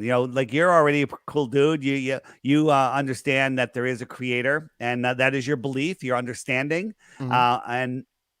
And I think that people that know that become less nihilistic. They become better people. Like people are using my app to hire people, to make new friends. Like you tap on any one of those dots, every single one of those people on there are literally some of the best people on earth because they're awake and aware and they're good people. So again, flat earthers are generally, almost without exception, really awesome people. And that's because we've become aware of this world, and we're not just, I think you become less materialistic, less out for yourself, and you think about your actions. And also your mission in life might change a little bit. Like I dreamed of, graduating college, go to work in the world, and then start my own business. I had no idea how I was going to do that, but I was able to, with using a vision board and just focusing, I was able to do that. I left corporate America. I started my own company. It was doing awesome. I got everything, right? I live I have free time. I can, take time off. I could do what I want to do. And I was making a great amount of money. And then all of a sudden I got like a message that said, walk away from it all, Dave. Right. Cause this world is falling apart. And if this message doesn't get out there, none of this is going to matter. So I literally did the opposite thing that I had everything I wanted. I walked away from it all. To do this. I'd never been happier. And that had to be a hard sell. And that's why I have such a respect for you and your work. It was amazing. It's one, because your work is backed. You're very thorough in your presentation, one, and two, your zeal for it. Now, like I said, we all have theories from the score. Right. Most people think it's a globe still. Yeah. But you have equal amount of people that don't believe it's a globe, but they're not settled on what it is. And that's okay. If you don't believe it's a globe, you're already there. You know what? And the globe people are okay too. We gotta love them too. I mean, because of course we gotta love them, but they're missing something, because once you see it, once you break the programming, it's literally like unplugging from the Matrix. And that's the point. That's scary. I mean, that's scary to say. It is scary. Scary, but there's more to this world than just working and then drinking and watching sports on the weekends and then going back to work. And then for some people, I mean, I don't mean to interrupt you, but I'm saying for some people, right. But here's the thing. You work for what? To pay your electric bill. What if you didn't have an electric bill? You work, for food. Food comes out of the ground. Instead of putting lawn down and putting all the chemicals on your lawn, rip up your lawn and plant an awesome garden. Okay. And feed your entire neighborhood. I did it. Okay. There's so much you can do here. Connect back with nature, get out of the house, right? They're trying to separate us. They separated us by countries. They separated us by religions, sports teams, political parties, jabbed, unjabbed, right? They're separate. Now they have us putting shame muzzles on. Don't touch anybody. You'll kill, you're going to kill everybody if you go outside, right? They have us literally running in fear. I believe that they are trying to depopulate the earth. Check out the Georgia Guidestones. I'm sure you're aware those are, right? Yes. All right. So they're literally trying to to depopulate the world. And if people let them get away with it, they're going to get away with it. So, by the way, the Georgia Guidestones are a flat Earth. They prove the Earth is flat and stationary. See this little hole right here? That hole, when you look through it, remember we're corkscrewing through space, traveling billions of miles a year. When you look through that hole, you see, what do you see? You see Polaris. Little time lapse. The stars all go around. Polaris is through that hole. It's been up over 40 years. Polaris has never moved. How the hell is that possible? We're corkscrewing through the universe, curving around, swirling and moving 180,000 miles, 180 million miles on the other side of the sun every 6 months. And Polaris stays right in that hole. Okay, think about that. Think of it. Thank you. But some people don't want to think about it. So I know that's so easy. Because check this out. What's my name? Dave or David. Okay, Dave or David. Yes. Do you know that or do you believe that? I believe that. Yeah, you believe it because you have no proof. But you know what? Like, hey, I'm just going to go with it, right? Well, I believe it because you believe it. Well, no, you believe it because I told you that. But my real name is Michael. Okay, but that's not true at all. My name is David. You're right. But what I'm saying is, people believe because if you had to verify everything, man, that's exhausting. Okay, people believe because belief is easy. If I say, where did I, if you want to learn something about me, it might take you days, hours or days to figure it out, to do the research. Or I could just say, hey, my name's Dave. You're like, okay. And now you can go take a nap, go play a game, go watch a movie, get more mind control. But why can't we be like that with each other? And I trust everybody. I trust everybody. Burn me once, and then you're going to have to verify. But here's the thing. If someone tells me something, if it's really not that important or anything, I'm like, okay, I believe you, right? But if it's something that I'm going to make a big judgment on, I want to verify it. And that's the thing. Don't believe anything I'm telling you. Go verify this stuff. And I'm showing you in my app is the best way to verify it. It's $3. Now, listen, is this how you support me? Absolutely. But actually, you're supporting yourself. It's $3. You have it for the rest of your life. Go read the reviews other than the few troll comments in there. It's one of the highest rated apps in the App Store. Everyone loves it. Even if you're worried about being tracking, you can remove this button. Just go into settings, remove it, and you'll still be trapped by Google or Apple. Check this out. Check this out. Let's say you go out somewhere and you're in a restaurant and you get on their Wi-Fi and you like, you know what? It's my brother's birthday and he likes golf, and you search. Well, it now knows that you're searching for golf, or even if you said something, it might hear you. Right. So now the because you're on their Wi-Fi, they have your phone IP address. They track you for 2 weeks, and they're like, oh, well, the last 12 nights, this is where the phone was put down. So this must be their house. So then you're on the Wi-Fi in your house. It gets every other phone IP address in your house, and it starts sending them all golf ads. Okay, I agree. Because me and my wife were asking Miss about this is back doing the back to school sales, and I was like, have you seen any deals? Yeah, and her phone pings and says it's back to school deals. Yeah, just like that. Absolutely. So yeah, I'm aware. So I so wait, it's gonna say one more thing. So in the permissions on the app. When we put it in the App Store, we put the minimal that they require. And before I had the friend finder, I had nothing. There was nothing. A free calculator asked for more permissions. Like your banking app. If you have a banking app on your phone, they're listening, they're looking, they're doing everything. Those banking apps are the biggest spy machines there are. But and my insurance. app does nothing. And insurance.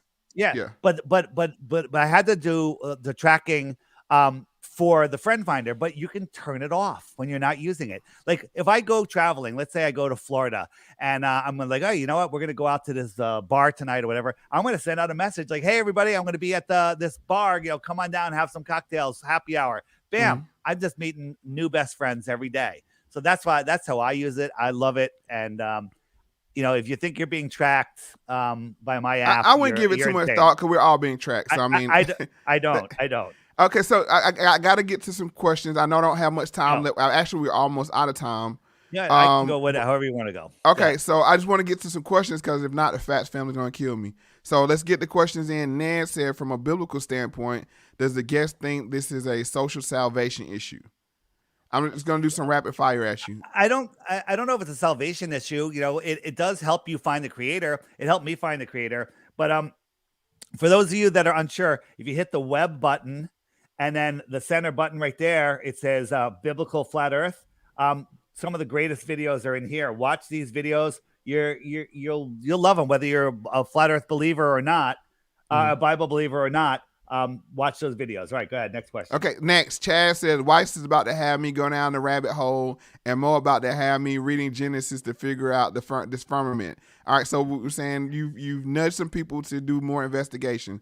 That's a good thing. Absolutely. Let me see. Keep going down. Any more questions? Werner von Braun, the Nazi scientist that was brought over to run NASA, his gravestone, all it says is Psalms 19:1. That says, the heavens declare the glory of God and the firmament showeth his handiwork. Why is that on the guy that's running NASA on his gravestone?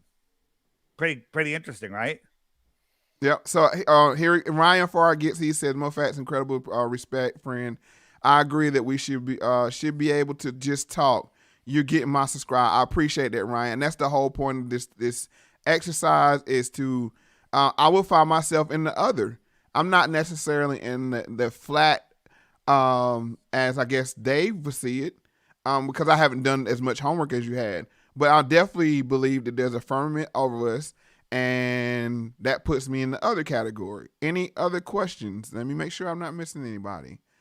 Let's see. Ned, did we get your question wrong? He said, no, I understand. It's a salvation issue. I know it's not. I'm asking you biblically. I think he was asking biblically, is it a soul salvation issue? I think it's you know what? Like, I think there's lots of Christians that never realize that the earth is flat, and I don't think that negates anything.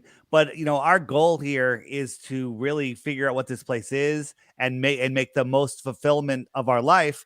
But people that think they're on a globe, they're like, what difference does it make? Well, you're leaving a lot out. You're leaving, you're leaving a lot on the table. You're not really taking advantage of this place. Like, you go outside, like when I walk in the woods, it's a whole different experience now because I'm seeing what this place really is. I understand somewhat what, you know, the trees and nature are. And when I see these big rock formations, I know that those aren't really rocks. They weren't rocks at one point. Everything that we see was alive. Okay. Let's see. Diego LC said, Dave, have you seen the free domain Molinix video on flat earth? A response point by point would be interesting. I don't think we get the point by point here, but have you seen that video, or are you aware of what he's? I'm not sure which one it is, but in the app, on if you go to if you hit the web button and then down on the bottom, where is it? Debunking the debunkers. Oh, on the second row on the left, right here. Debunking the debunkers. That takes like the National Geographic video, all of these PSYOP videos that they have out there. When you search flat earth, those are the ones you see. Well, we take those and we break them down. We break down the biggest propaganda nonsense, and we don't just say, oh, it's fake. We show you how it's fake. We show you the real answer, and we help you break the programming. So it might be in there. If not, send it to me and we'll take a look at it, because there really are no proofs of the globe, so there's nothing to be afraid of. Well, you heard that, LC. Diego. You heard that. Send it over to him, and he'll. If he hasn't gotten to it, he'll take a look at it and get to it. Appreciate it. Man, like I said, time flew by so fast. This conversation went in a total different direction than I expected, as they always do, which is a good thing because we were just vibing out with each other. Now, one last question I remember now, for me personally. Aliens, and that's all I'm gonna put. I'm gonna put it out there. Aliens ? I want the Dave Weiss answer. So, remember we talked about the distance to the closest star, and if aliens were just by chance happen to be on a planet around the closest star, they have to travel 25 trillion miles through a space vacuum, and then they get here and deal with our gravity and our atmosphere and all of this crap and land on a spinning ball, and that's insanity. The way I see it is aliens are extraterrestrials. They use their words. Extra is more, terrestrial is terra. Terra is land. Extraterrestrial. Here is an extraterrestrial land. If somebody lived on there, they would be considered an extraterrestrial. Well, if they came into our inner space, we'd consider them an extraterrestrial from outer space. Are they coming 25 trillion miles, or are they coming 10,000 miles away? 20,000 miles away, maybe. Okay. So maybe they're coming back and forth all the time. Maybe the real rulers of the world live out here. Maybe there's a breakaway civilization that lives out here that left in the 1600s, and they live on a land that's called the Iron Republic. I encourage anyone to look up that story. You said the what? Say that again. Say that again. We want to 300 kick somebody down a rabbit hole. So go ahead with it again. So on the app, if you hit the books, the Iron Republic, top right. Okay, that book is absolutely amazing. It's about some people from the 1600s that didn't like the tyranny. Tyranny, imagine that. That they left and went and started a new world on the lands outside of Antarctica. And there was a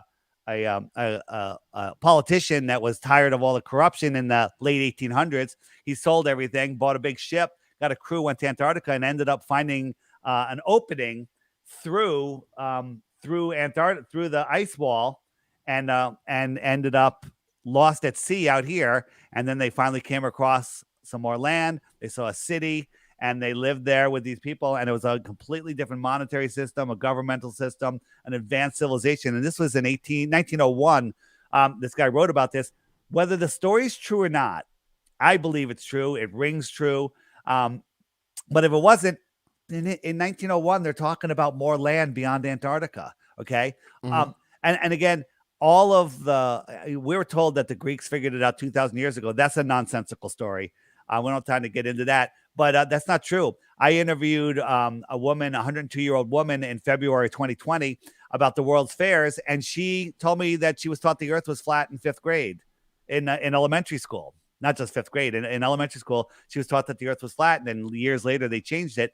And then I recently found out that they were teaching flat Earth and globe Earth through the 1950s into the 1960s in most schools here in America. They were still teaching both as an option because they didn't know. And then flat Earth was completely taken out like it never existed. If you could get your hands on some of those textbooks, you'll be a very wealthy man. Yeah, well, there's a 1959 Encyclopedia Americana, not Britannica, that talks about the firmament in Antarctica at 85 degrees south. The firmament is 13,000 feet high. And it's literally in the friggin' encyclopedia. You can't find those encyclopedias anymore. There's a video on it. It's in the video archives on the app. It's probably in the Antarctica button on the app also. And again, $3 for the app.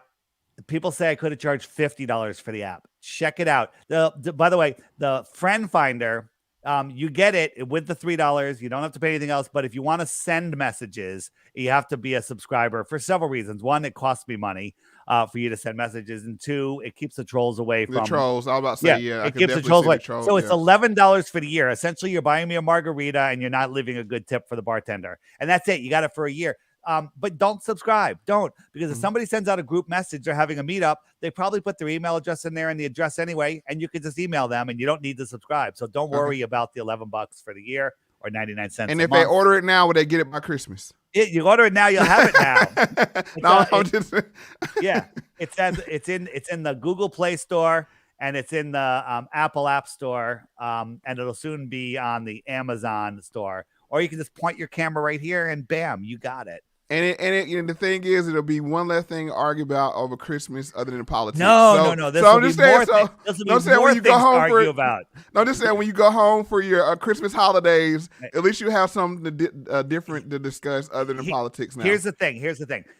It's very controversial. And, if you're a flat earther and your spouse, your significant other is not, that's a problem. But you have the advantage because, one, you could probably teach them, and then they'll see it, and then bam, you're both flat earthers. But there's no way that you'll ever switch back to the globe. So they're at the disadvantage. So here's what I say to people that are trying to wake up friends and family or significant others is get them the app, get it on their phone and say, listen, okay, you think I'm crazy? Great.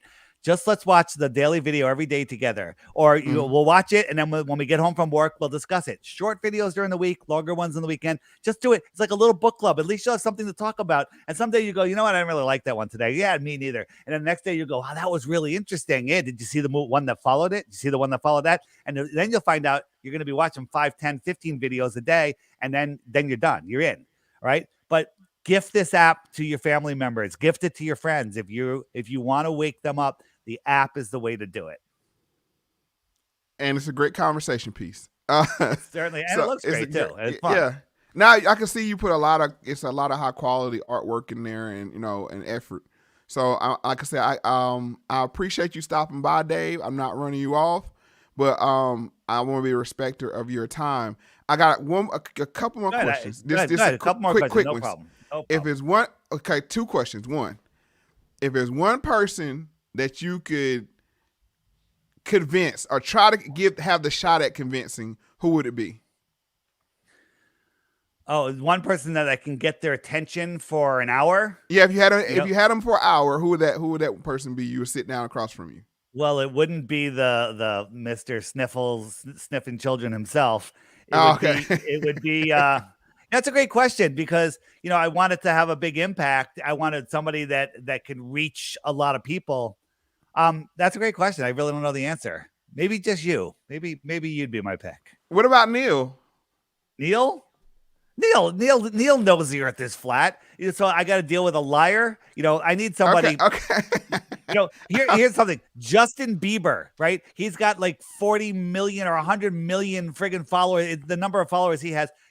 He knows the earth is flat, but he's not allowed to tweet about it. Okay. We have a Kanye here. Kanye. Yeah. But also in the app, you have all of these images to help you, show people. Here's one image that I didn't bring up. If you look at that's not working. If you look at it's the what I was going to say. The ISS and a plane flying over the moon. Let me just pull it up. Let me just pull it up the other way. And when you look at it, they're both the same size. Okay. And which is impossible because the ISS is supposedly 50 times higher than an airplane. So here we got an airplane. Oops. What is going on there? I have my house space station tour. So you got the ISS and you got an airplane going over the moon, and they're both about the same size. Well, the ISS is 50 times farther. 50, right? Mm-hmm. That shows that the thing that we think is the ISS that transits the moon and the sun once in a while is literally just an airplane disguised to look like the ISS. What about the water bubbles in those videos? Bubbles in space? No, yeah. I'm saying, when they do those like exercises and things, and you see the water bubbles go by. Is that planned? Excuse me. Is that because we have to be careful with they'll plant bad information for people to run with to discredit. Right. Are those videos where you see the water bubbles going by, or do you think those are credible, or do you think that's absolutely planet bait? Yeah, no, they do. They do these. They do a lot of their training in pools. Right. Mm-hmm. So they do it in a pool, they green out the background, and then this is what they show you. So they're in pools and there's bubbles all over the place, and they can take those out in real time, but they don't always get them. Now, do they leave them in on purpose, or did they just miss them? I think most of the time they're just missing them. Mm-hmm. Because we watched there was a space shuttle the other day, and a cockroach or something ran by. But you could say, well, a cockroach snuck up, was in the baggage. I don't really count that as something, but again, there's always the bubbles in space, which is a big issue. And we've confronted, Justin Harvey, a flat earther, confronted one of the astronauts when he was doing a public speaking. I got him twice and asked him about bubbles in space, and the astronaut just didn't know what to say. He's like, I don't know what you're talking about. Maybe they're paint flecks, and they just deny it, and then he pretended like he was never even asked the question. It was Scott Kelly, the astronaut. Two more questions. Yeah, go ahead. One, have you ever been physically threatened over flat ball Earth beef? Nah, no, I know it doesn't work that way. I mean, no, I'm just asking because you know how people can be fanatics. So I was there's a lot of people online that say crazy things, but screw them. They're keyboard warriors, and I'm not worried about them. God's got my back. Okay, you don't need no more help if you got that. And the final question for me is, I'm on the space station. This is how easy it is to be on the space station. Okay, this is how easy it is. Who's your biggest convert?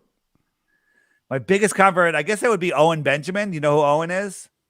I'm familiar with his work. Yeah, yes. he's a comedian. Was on a lot of sitcoms and stuff, and he was questioning the moon landing, and I got him on about flat Earth, and he took it just like the rest of us. And he's like, let me freaking debunk flat Earth. And he couldn't do it. And now he totally gets it. And it's really opened up the world for him.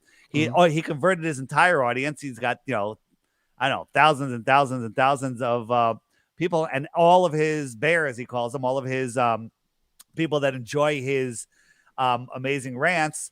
They're all awake and aware, and they've all become better people. They've all become more awake and aware and connected to this Earth. We all want connection, and it's not just to each other, it's to the Earth that we are part of. Okay, this Earth is a living system, and we're part of it. But when they have you spinning out of control, lost in space, you're psychologically disconnected.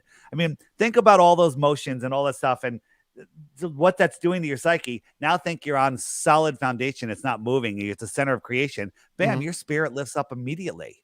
Immediately, your spirit lifts up. You take your power back, and it's life-changing. When people say, what difference does it make? It makes all the difference in the world, and you are just suffering from Stockholm syndrome if you think otherwise. And to believe, just to add on to what you stated, is when you believe you have a creator created a habitat specifically for you and unique to you, it does make you feel better. It does make you feel better about, one, how you treat that habitat, and you'll be more reluctant to be harmful to it. But also it makes you feel, like you said, it centers you. Ironically, and maybe even by design, it makes you the center of all existence, and everything else is around you. I know I said one final question, but maybe shortly, how does sci-fi play into this? Because we've seen when you said the 50s, 60s, that's when they took it out of the teachings out of schools and public schools. Sci-fi plays huge into this because they've got us with Star Wars, Star Trek, Galactica. Everything is space. All the Jetsons, all of this stuff is to keep us believing in space. The moon landings, right, all done under Nixon's watch.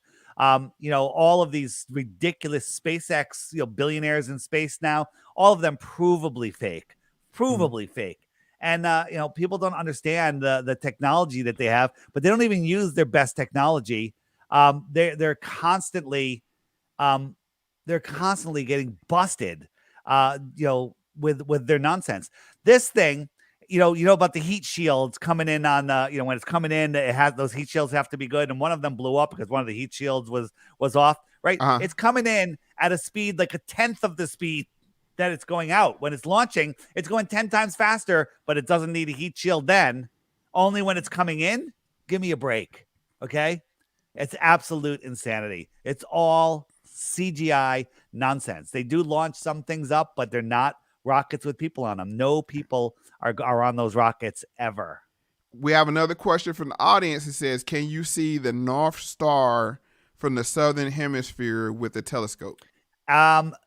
There have been sightings of it as far as 30 degrees south, which absolutely disprove the globe. But the reason that you don't see it is this. Think about this, where you and I are in a room with 10-foot high ceilings, okay? And there's recessed lights in the rooms, and we'll call those the stars. Now expand that room to 10 miles wide. I send you 5, 6, 7 miles away from me, okay? Now, at a half a mile, the ceiling is going to merge with the floor, less than a half a mile, quarter mile. I mean, in some of the hallways in Vegas hotels, that the far end of the hallway is literally merged with the floor. That's how perspective works. So you're 5 miles away from me. I can't see you because the ceiling and the floor have merged, become an optical horizon, and I can't see you. You can't see me. When we both look up, we see completely different stars, different lights in the ceiling because we're in different parts of the flat plane. And that's how it works. The reason you can't see Polaris, when the farther away you get, the lower it gets. Just like if you're standing under a street light, that's you under the North Star, whatever. And then as you walk down the road, let's say just stay under that light. That star is over your head, but the light a half a mile down the road is merged with the ground, but it's still the same height over you. I'm standing underneath that one that's merged with the ground, and it's directly over my head. And I look at yours that's directly over your head, and it's merged in with the ground. I go a little farther away. I'm not even going to see it because it's just going to literally be merged into the horizon due to perspective. So that's why we see different stars in the inner north and the outer south. Okay. That was one of the questions that people had to ask. So once again, I appreciate you. I want to remind people this is a value for value platform. This is a value for value show. We don't take any money from YouTube. We are appreciative to YouTube for allowing us their digital real estate to have these conversations and do what we do. But we do operate on, if you found value in this, please show value back by using the link above. And in showing value today by picking up his app. I don't have an app yet, but who knows? You might have a fax app coming soon, that kind of thing. So, Dave, thank you for being a good sport. I'm still in the other category. I get it, but Right. if you get the app and start watching the videos in there, and if you hit the web button on the app, turn off your TV for a week and hit the Flat Earth documentaries, full-length feature videos. Watch them, blow your mind. Hit the Iwaranon button. Holy crap, you're going to see some stuff that's going to blow your mind, not just about Flat Earth. It's all about Flat Earth because it's all done on a Flat Earth. But you're going to learn about our history and all sorts of stuff. It's more fascinating than any movie you can go to, anything on Netflix, Hulu, or any of that other crap. It's all there on the app. Now, this stuff is actually online for free, but you're not going to find it. That's the problem. And that is the truth. That I have to. You're not going to find it. I have, because they did a clean sweep of some of the more interesting videos that you could find in all genres on YouTube, right. And they did a clean sweep. You can't find this. So just the consolidation of all the information in one rabbit hole, I would say, is worth the money that you're charging. I believe. Let me tell you what's gonna happen here. I'm watching the comments. A lot of people are like, "Yeah, let me check this out." Some of your fans are getting it because they're like, "All right, I don't believe it, but I'm gonna get it." And then I'm gonna start getting emails from people in a couple days going, "I saw you on MoFax. It's Monday. I haven't slept since Friday." And you've ruined my life because my friends think I'm crazy right now. And I say, welcome to Flat Earth. Don't worry, it gets better. All right? It gets better. At first, it's a little shocking. But once you're there, once you see it, it's amazing. I've made so many new friends. And I say I have a new family because, my brother and sister don't talk to me. But we've never discussed Flat Earth, right? But my brother and sister are in the Matrix. They can't wait for the next jibby jab, I'm guessing. Yeah, you know how that goes. Yeah, and it is what it is. That's their journey. And it's all right. It's like I care, but it's their journey. It's not anything for me to say. So I'm here to help the people that are ready to wake up and see this true world and discover it. Here's the one beautiful thing about becoming a Flat Earther. One of the greatest things is there is never an opportunity ever to be bored. I don't care if you're stuck in a 5-hour traffic jam, stuck in an elevator. It doesn't matter. As long as you, there's so much to think about. Even if you don't have your phone with you, there's so much to think about. You're never, ever, ever bored. You have insomnia? Great. Get up and start watching some new Flat Earth content. Have your mind blown again and again and again. Well, I think you blowed our mind for enough for tonight, Dave. And I said, please come back. Because I want to, I would love to hear people that you've kicked down the rabbit hole come back, and address the fact that you sent them over the edge. And then for the critics, I would like no pun intended, no going over the edge. Yeah, pun not intended, but it works. But then the other thing is I would like for people to maybe win that Bitcoin from you, and then I could get a cut on it. Yeah, no problem. No problem. So yeah, you get a commission off of that if they come up with a globe proof. But unfortunately, we don't live on a globe, so the chances of that happening are zero. But I'd like to say, maybe I'm wrong. Maybe I'm wrong. I don't think so. But I'm willing to see that I'm wrong if with absolute proof. The other thing is my paid trolls are going to show up in your comments after this is over, and they're going to say Dave's a scammer, this and that, but they will never offer a single globe proof. Go to their channel and you'll see that they have no content on their channel. These are the laziest trolls ever. Like if I was a troll being paid to do what they do, I would have some stuff on my channel, but I call their channels the comprehensive globe proof channels because there's nothing on their channel. And all I ask for them to do is to like the video and leave a comment. If you're going to leave a comment. They won't. They don't like the video. No, what I'm saying, at least you're saying show me some value that way. Yeah. And I have one last person here. Brian says, "Come on, Mo, you should be lifting our IQ." What I'm doing is trying to lift our abilities, one, to be empathetic to people that are different from us, and two, seek first to understand, then to be understood. So if nothing else, if you got nothing else from this conversation that me and Dave had, is how to have a respectful conversation that maybe people have a differing opinion of you. And that helps, it may not help your IQ, but it'll help your social and emotional IQ. Yeah, this actually, the learning about flat Earth makes you, it really, you take it. The best way I can describe it is you take your power back. When you start seeing this stuff, you feel this connection. I didn't do this to be special or, anything like that. Although every time I'm on a show, they go, "We have a very special guest tonight." I'm always very special. Be careful that word "special." Yeah, it's like it could be a bunch of different things. He's a flat earther, but don't make any loud noises because you never know what could happen. But once you see it, it reconnects you to the creator. Okay. And for me to say that's incredible, right? Because I literally was anti-creator for my entire life, not in a bad way, just in a disconnected way. But once you see this and understand what this world is and understand your potential, what about the people that say, they're just getting by paycheck to paycheck and they can't go anywhere? What if this all of a sudden empowers you to become more than you are right now? All right. I think that people that are connected, that see reality, learn how this reality works and can manifest more in their lives. Like I manifested everything I have in my life. I manifested with my thoughts. Like I had my own company. I had no idea how to become my own company. I barely knew what the word entrepreneur was. But I envisioned it and then it happened.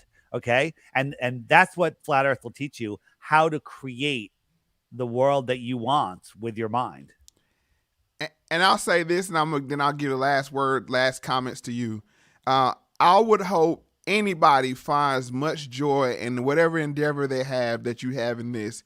Cause I can definitely tell that you enjoy every second of it and you're on fire. Not every second, but people like you're good. But some of the people, I have some really, like, check out my YouTube channel, DITRH. All my videos are under 5 minutes. And so I have some clips of some interviews I've done with some people that, let's just say, they were very special hosts. Okay, the other kind of specials. The other kind of special. All right. Okay.